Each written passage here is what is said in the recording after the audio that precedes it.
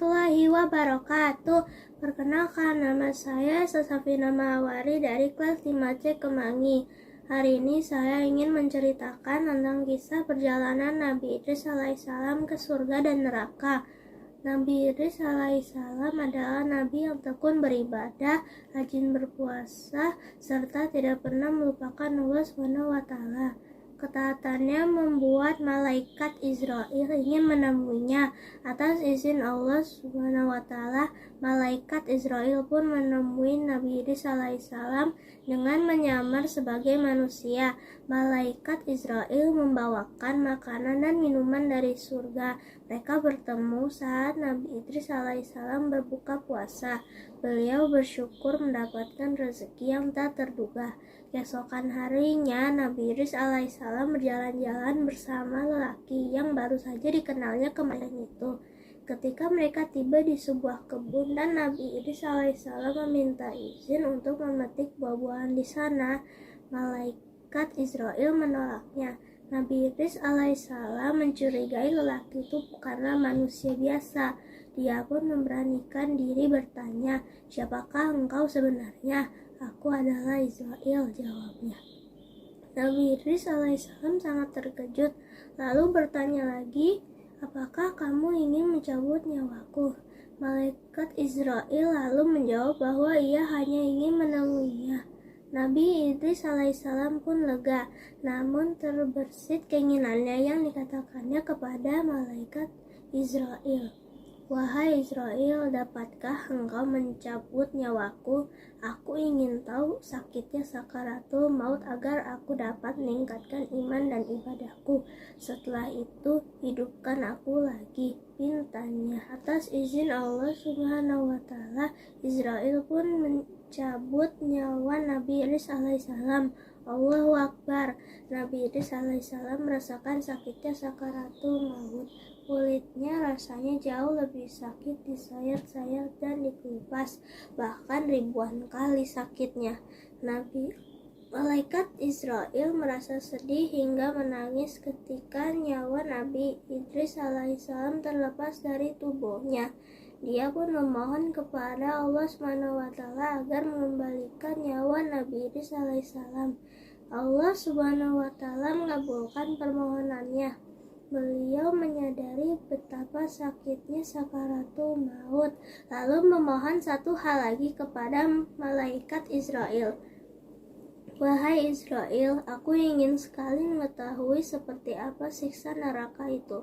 Aku ingin melihat neraka jahanam agar aku ingat untuk senantiasa meningkatkan imanku," pinta Nabi Idris alaihissalam. Mereka pun pergi melihat neraka jahanam atas izin Allah SWT. Nabi Idris alaihissalam melihat betapa ngerinya neraka jahanam. Api yang panas berkobar-kobar membuat siapapun yang dilemparkan ke sana hilang tertelan api. Air yang mendidih panasnya dapat membuat kulit langsung meleleh.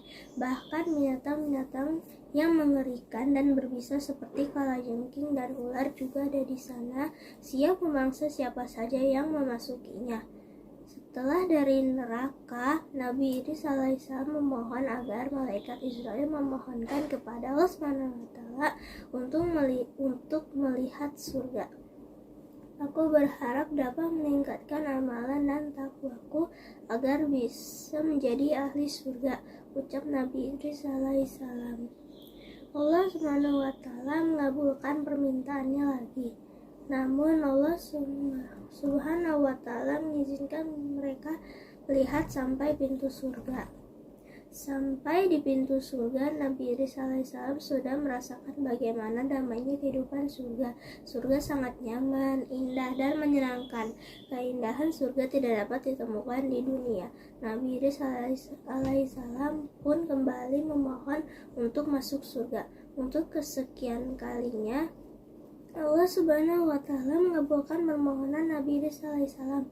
Saat masuk ke dalam surga, Nabi Idris alaihissalam lepaskan sandalnya di surga. Setelah keluar, Nabi Idris alaihissalam berkata bahwa sendalnya tertinggal dan harus diambil kembali. Namun beliau tidak mau keluar setelah mengambil sendal itu.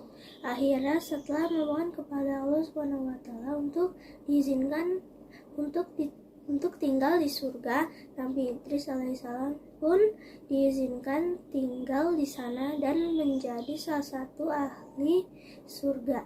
Wallahu a'lam bishawab. Pesan moral dari cerita ini adalah betapa sakitnya saat sakaratul maut menjemput kita. Maka perbanyaklah amal ibadah agar kita bisa meraih surganya Allah SWT dan terhindar dari neraka jahanam yang mengerikan. Serta selalu meminta hanya kepada Allah SWT, karena Allah SWT akan mengabulkan permintaan kita seperti Allah SWT mengabulkan permintaan Nabi Idris alaihissalam, insya Allah. Demikian kultum dari saya. Wabillahi taufik wal hidayah. Wassalamualaikum warahmatullahi wabarakatuh.